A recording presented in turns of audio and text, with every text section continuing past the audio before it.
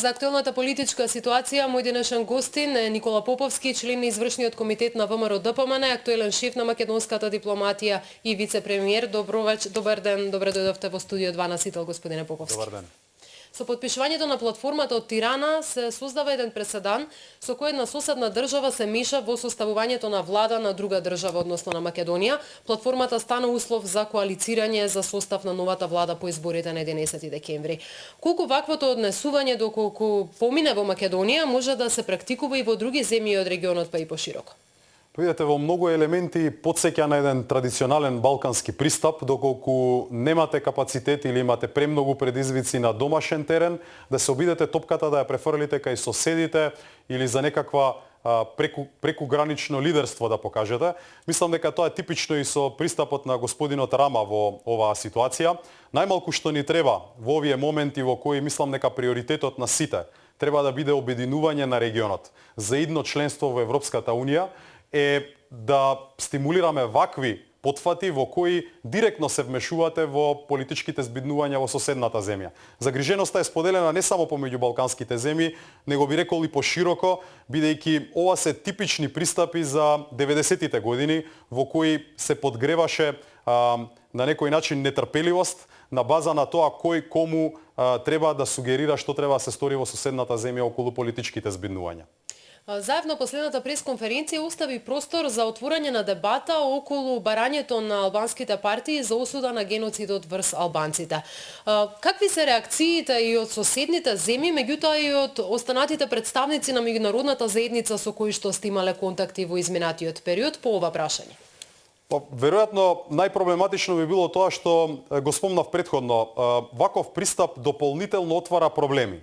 Наместо да се фокусираме со тоа да ги намалиме тензиите или да креираме позитивна клима со нашиот јужен сосед, кој беше главна препрека досега за спречување на почетокот на преговори за членство во Европската Унија, со еден ваков пристап само би ги помножиле проблемите, би отвориле буквално уште поголем проблем и со Бугарија и со Србија и со сите други земји кои на некој начин имаат некоја историска врска со владењето врз денешна Република Македонија. И она што е уште попроблематично би рекол е дека во следниот период, после една потешка политичка криза, наместо нашата агенда да биде посветена на тоа да ги затвориме тие поделби, да се обединиме околу заедничка кауза, ние решаваме да поставиме нешто што не дели по сите основи.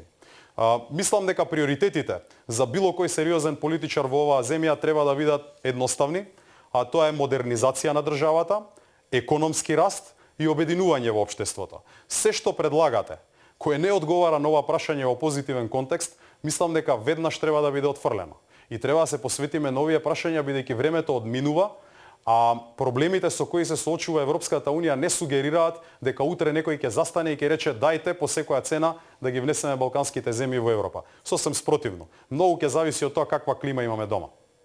Господин Поповски, пред 2 дена лидерот на СДСМ имаше пресконференција на која презентираше својата програма за идната влада, која што ја доставува и до шефот на државата. Каков е вашиот став, вашиот впечаток? Се откажа ли СДСМ од платформата од Тирана и што значи отворањето на дебата за сите спорни прашања од платформата, како што се прашањата за редефинирање на македонското знаме, на македонската химна и другите прашања кои што не идоа на жестоко отпор во македонското општество? Видете, вие теоретски можете да имате пристап за тоа дека за било што може да се дебатира, како и што за било што се дебатира во европски контекст.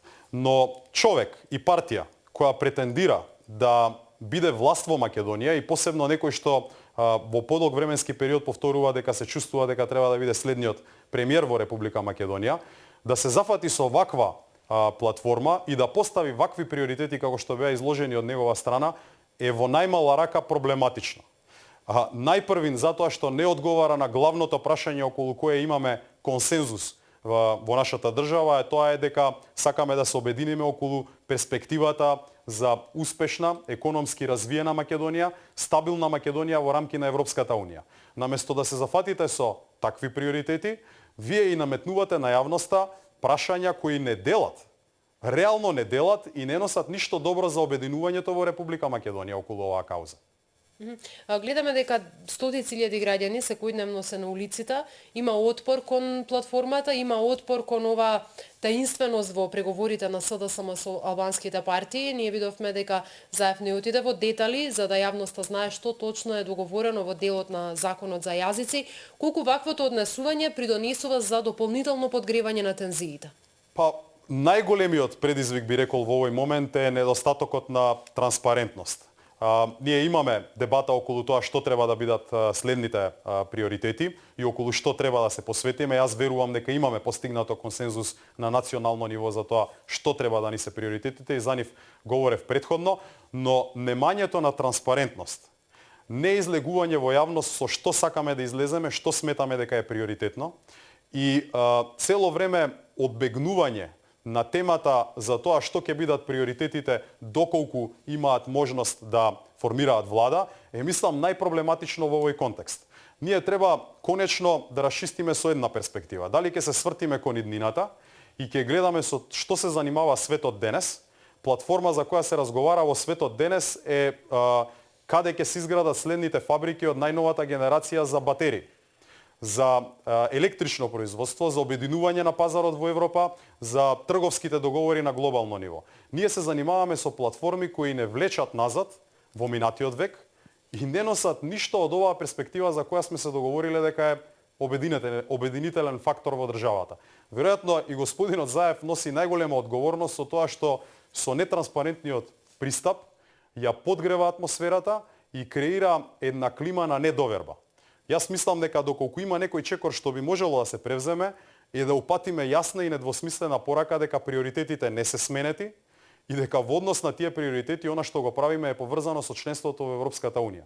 Ништо не сугерира дека со враќањето во минатото ние ќе се приближиме кон членството во Европската унија. Господине Поповски, ви благодарам за гостувањето во студио 2 во Вестите на Сител.